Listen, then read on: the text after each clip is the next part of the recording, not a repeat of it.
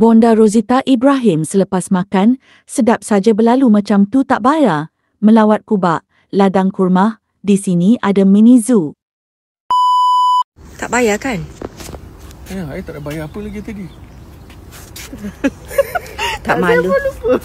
Ya. Dia cakap dia bye-bye tadi kan kita. Dia bye-bye kita. Dia ingat percuma apa ke? Dia bagi kita free kot. Cepatlah pergi bayar.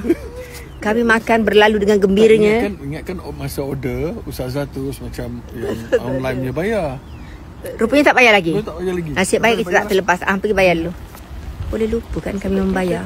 Tak, dia pun lambat-lambat je kita bye-bye tadi. Kami berada dekat Kubak ni, ladang kurma, dan sebenarnya tak ramai jemaah kemari sebab nak bawa sini tak boleh kata Ustazah sebab terlampau ramai, susah nak manage. Kat dalam ni ada mini zoo dan kami bersarapan kat ladang kurma hari ni. Nampak tak atap dia dekat dalam pokok kurma? Tu.